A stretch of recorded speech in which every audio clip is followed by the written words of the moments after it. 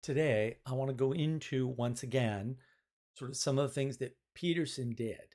So, what did Peterson do that is so much different, and why are people so confused about this? Well, I'm going to try to clear this up, so stay till the end.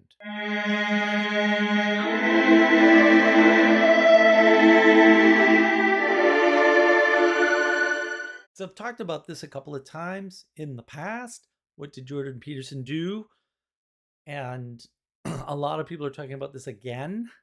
And there's some weird coincidences that people point out, like every time there seems to be a cultural inflection point or a really dire situation, he seems to get very ill. And of course, some people get very excited about that. Other people just kind of have to dismiss it because they have no choice.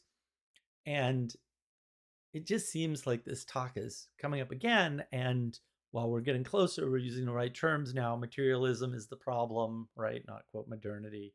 Uh, Peterson shows you the edges of materialism or the end of materialism or where materialism fails using the best tool of materialism, which is science, right? So that's coming into the fore once again, only in a more healthy fashion, at least from my perspective. And I think that people miss all the important things that Peterson's actually doing, or Peterson has done. We don't know if he's doing any more of that. We'll say it seems to me he's kind of stalled to some extent. We'll say pre-illness. One of the core issues that people keep missing is clean your room is not like simply good life advice. This is actually wrapped up very deeply in the difference between what other people are now doing when they're copying Peterson and have done in the past that, seemingly should have worked. If what Peterson did work, telling people, practical advice, then this should work.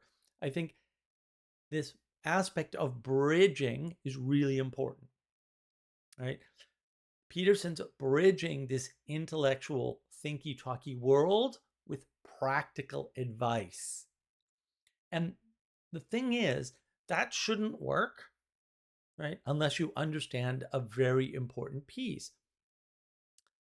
Because of the lack of formation of children that's been going on for 3 generations, probably thereabouts, what's happened is there's a gap, and people haven't had good fatherly advice that is practical.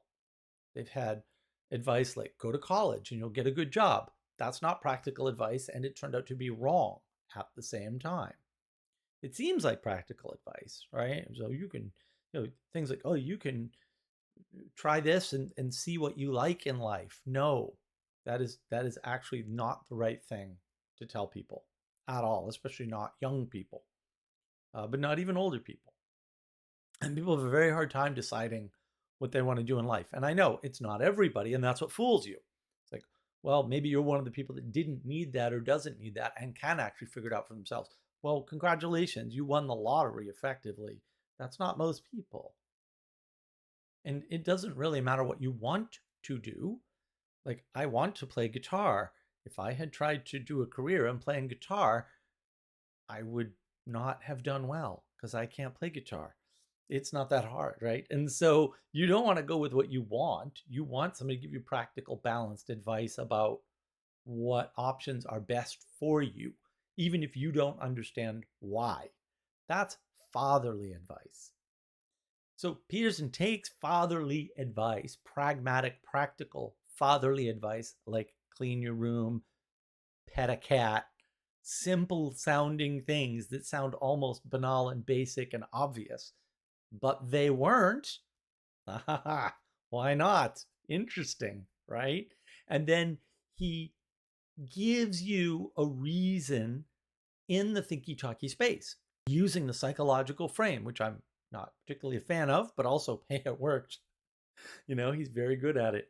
And that's really important, this bridge between the thinky talky, the sciencey things. So here's the sciencey thing.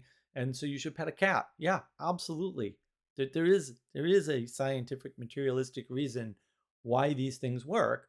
The scientists will just deny them all day long because they don't want to point at what that really means. Fair enough. If you don't have the tools to understand something, you probably don't want it brought to light that, your system doesn't actually work. for example. And the thing is, his critics and the people that are mimicking him or think they're mimicking him or copying him, they all get stuck in the think more, write more, read more, talk more, solve more, right? But that doesn't work. You don't solve anything with any of those things. Reading won't solve a problem. Talking won't solve a problem. Conversing won't solve a problem. Writing articles isn't going to solve a problem. It's not to say it's not necessarily useful or that no one should do it, but also only people that are good at it should do it, and they should know what they're doing. And I don't see any of that right now, to be quite honest. A lot of people just patting each other on the back because they all see the same thing, or they all wrote about the same thing, or somebody wrote something and somebody else liked it. It's like it's a big self-congratulatory circle. And oh, I gave this talk and this paper, and oh, I had this debate, and that's not what Peterson did at all, right? And the thing is, everyone else is stuck in this binary. And one of the things Peterson did very much is break out of the binary. And I'm not sure he's, we'll say, consciously aware of it, but the binary is false, right? And I think people get stuck in the binary, so they either defend it because that's how they want the world to be, right? They want them to be right, and they're on this side of the binary, and therefore, or they get stuck in this sort of mode of thought where they need a bad guy, and so whatever isn't the good thing is the bad thing. A lot of people get stuck in that. And then what happens is when it turns out to be wrong and the binary doesn't work, they go, oh, we got the wrong binary. And they pick two different things, but it's still only two. With Peterson, what he's doing is he's showing you how these things are not in opposition and therefore they're not a binary, right? And giving you these other options. And the option that he's giving you with that bridge is participation in the world. You're not stuck in observation of the world or doing what you're told. You're in a participatory mode. And I think when people point at things like tyranny, that's what they're afraid of. They're afraid that what people are saying and doing is, well, you just do what you're told like an NPC, which couldn't be further from the truth, but that seems to be the way people are talking about things. And because all binaries are false dichotomies, we sort of have a sense for this, right? And people aren't getting the hint. If you have to pick a different binary, your frame was wrong before and it's still wrong because binaries, that's not the world we live in. You can't say, oh, well, it's science or religion. That doesn't work, actually. We should know that by now. But we don't. We don't come to the conclusion, oh, this is a false dichotomy, which is a fancy term that these people throw around a lot. And so they should kind of understand what it means. But they never get the fact that they keep putting up false dichotomies, proving them false, and then moving to new false dichotomies. They seem oblivious to this fact, which is a little strange. You need, we'll say, the materialist tools, the tools of science in particular, right? And you need the tools of religion. You can't do without them. You can't make a decision on which religion to pick based on the tools of science. That's never going to work, right? Obviously. And the thing is that Peterson's not giving you the advice of where to go, right? But he's giving you the advice on how to participate. Again, it's back to that dad advice. And so he's not saying like, you need to go to this church or this doctrine's correct and this doctrine's not, right? He's not doing any of that, which a bunch of people copying him certainly are, right? They're trying to show you using, ironically, the scientific tools. Well, this one's definitely right? And they're trying to use scientific reasoning, right? Well, if your theology is correct, then your life will go better. What? No, that's insane. This is just the same materialist style thinking about cause and effect that is, quite frankly, anti-religious. Right? It's certainly anti-religious, and it's odd that they're stuck in this. And so the real power behind Jordan Peterson is this power of the pragmatic approach, right?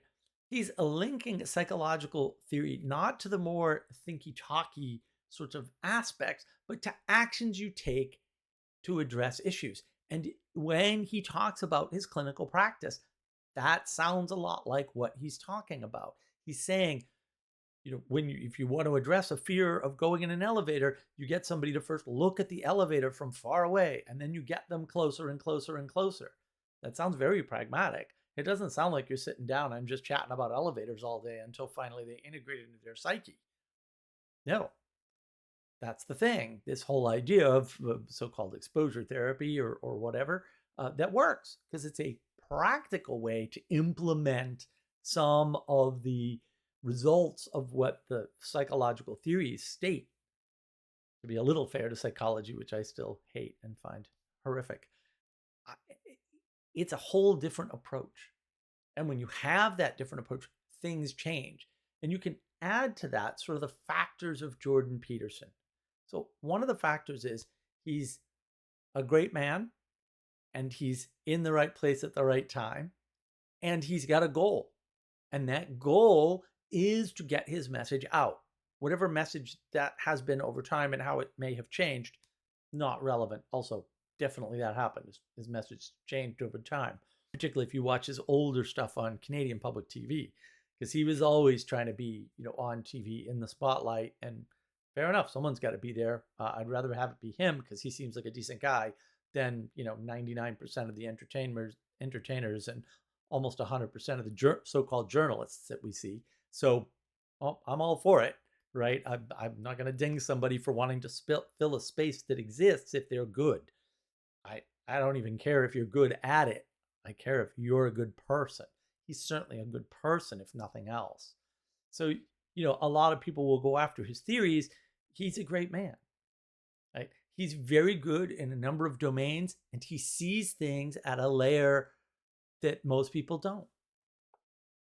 And that's really important for what he's doing, because he's able to tie a bunch of things together to allow this bridging between the thinky talky, the conversation-y, the debatey, the ready, the righty, and actually what you do about that. It's all well and good to read Immanuel Kant, although no, it's really not. You shouldn't do that. But if you can't translate that into behavior, why are you doing that? I love me a good Moby Dick. I did a Moby Dick book club on Father Eric's channel. You can see that here. I'll link it. But if you don't translate that into action in the world, it's mere entertainment. And there's nothing wrong with a little bit of entertainment, but my goodness, don't read Moby Dick for entertainment. It'd be a horrible waste of Melville's writing, a horrible waste of your intellect, because you'd miss all the good stuff that's not really entertaining. And you wouldn't get out of it all the cool things you could get out of it to help you orient yourself in the meaning crisis, because that's definitely a meaning crisis story for sure. And so Peterson doesn't suffer from any of that, because he's constantly linking this stuff back to a better understanding of the world with respect to your participation in it. And again, without telling you what to do. And that's a marked difference. And it's not that he never tells people what to do. I mean, clean your room's pretty clear, right? But he also gives you a reason outside of yourself, right? Maybe a reason inside yourself as well. Sure, fair, whatever, who cares, right? Everyone can do that. That's kind of boring. Telling people to be selfish is sort of redundant if you ask me. What you really need to do is tell people how this connects them to the world. That's what fights domicide. And Peterson does a brilliant job at that. And that's some of what people are missing. And all the people that are criticizing him and copying him and not admitting to it, and we'll say not recognizing his wide-reaching effect on a bunch of stuff, really don't understand. He's coming together at a time when YouTube is rising and changing. He's coming together at a time when the audience is sick of short form content, or at least a segment of the audience. He's coming together at a time when practical advice is actually scarce. And he's bringing a gravitas and an authority in a very quiet way. I think I've mentioned this in my previous videos, but take note again. The last thing Peterson ever does, and I don't think I've ever heard him do it, although he might have once or twice, is say, hey, you should listen to me. I have a PhD and I'm a top researcher. When he talks about research, he says, one of my students researched blah. And his name's usually on that paper too, guys. He doesn't beat you over the head with that. He doesn't even mention it. That's very unique. Not a lot of people are doing that. Why? Why is he doing that? Because it's not even because he doesn't care about his own accomplishments, because he will defend them when they're attacked. He's done that publicly before. But what he cares more about is linking the science, the materialist, over categorized or ontologized system, back to what you can do or should do with it. And he adds in a healthy dose of impressive literature that people are, for some reason, unfamiliar with. I didn't read any of that stuff, so fair enough. But also, maybe everybody who went to college should have to read those great works. And if you can't, maybe that's not where you belong. But we don't have another place to put people because we put so much emphasis on college. And because we flooded college with people, you get attacks on college itself, right? You force a bunch of people who don't belong there and can't handle it to be in the system. You're going to have a revolt. You're going to have people protesting professors who are just trying to be sane and tell you what the science says, like Peterson. And in an environment where that was rising, here comes Peterson, and he is unafraid. He is linking his beliefs to action, like any role model should. And he was acting as and being a good role model, a good exemplar for standing up for your beliefs, and standing up not just for your personal beliefs, but for beliefs that are civilizationally important. Now, I don't think we've, including myself, have really gotten an idea for what civilizationally important means, but I think it's the right term.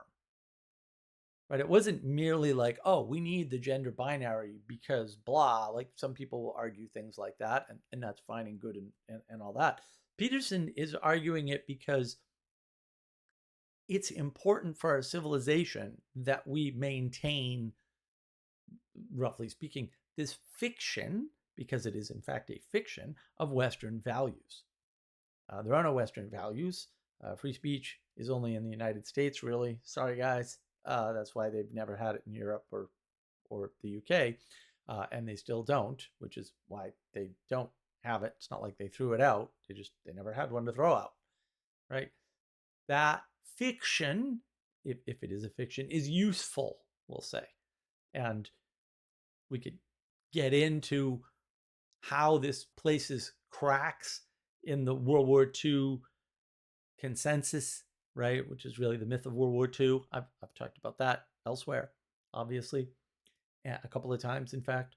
But I don't think that's the real thing we need to take away from Peterson. I mean, I think he's stuck in the breakdown of the myth of World War II. He's caught right in the middle of it. And I don't think he realizes that. I don't think he realizes to what extent that's true for him. And fair enough, it's hard to see what you're caught in the middle of.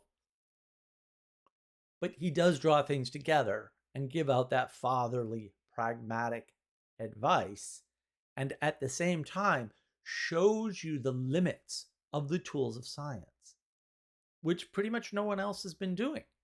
And it's super important, right? And that's what makes everything else work. So if you don't get that part, then you try to mimic and do what he's doing, it's not going to work. It's not going to work. Right? Because the key, the thing that made young men in particular, but other people too, listen to him, was this pragmatic advice. The reason why I follow him is not because he said anything that was news to me, sad to say. I mean, there were a couple of things he said that I hadn't heard anybody else say, but I knew already, but I was like, oh, wow. The reason I listened to him is because I could tell right away, oh, this is the right thing at the right time from the right type of person. And you need all three of those at once. And he is the nexus of those three things. Now, he might be at his limits or maybe past them. Obviously, I don't agree with Ark. I think that's ridiculous. I think he's just misreading a situation. And, but a lot of people are doing that. I don't blame Peterson strictly. A lot of people think that solutions are political or something. They don't realize politics is downstream from culture, in which case politics doesn't move anything, which I think is correct. Politics really doesn't move anything. There may be political figures that move things, which might be a hint as to what moves things, but it's not politics itself. And then once you sort of understand that, you can see Peterson in his greatness as an almost, but not really, mythical type of a figure. I have a fairly strict definition of mythos. He doesn't fit into that, we'll say, himself, but he is certainly falls under the great man, and you know that's important that he's at the nexus of these things, and it's important the way he ties them together and the methods that he uses as contrast to show you certain things about the world and tie them back to not action as such, but participation, right? And his motivations that he gives to you are often that would be better, which is all you need. You don't need something that's, this will guarantee you a job making six figures. You don't need that. You just need to know wherever you are now, if you participate in this, it would be better.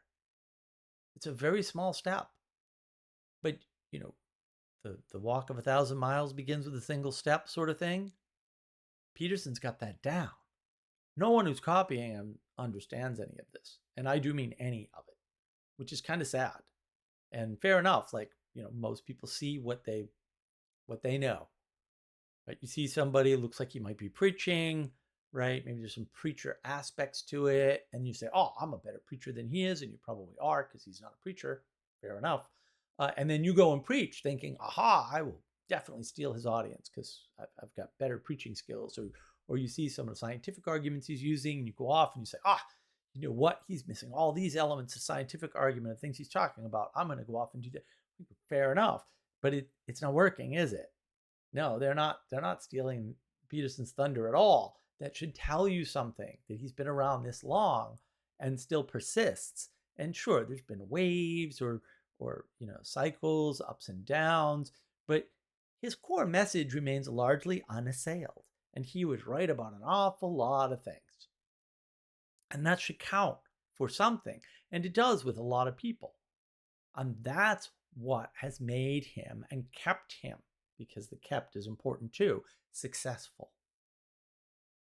And in light of things like the fall of the Fourth Estate, this YouTube rush, people have to rush to YouTube because you still need information like from somewhere, right? Fall of the Fourth Estate, obviously I have a video on that, right? That's what happens is a guy like Peterson, who's a great man, comes along and fills that gap. Because you can't have that gap. In the same way, you can't have the gap of the pragmatic teacher. But what you can have, and what you most likely will get, is a tyrant. And that's somewhat why people lust for tyranny, is because no one giving them practical advice. They're telling them to read books or write articles, or they're telling them to read the articles they wrote, or they're telling them to have more conversations, or they're saying, oh, you just need to adopt other people's point of view, or they're saying be tolerant or have empathy, or any of these other nonsense things. And it's really not satisfying forever. It's not satisfying for very long. And for some people, it's never satisfying.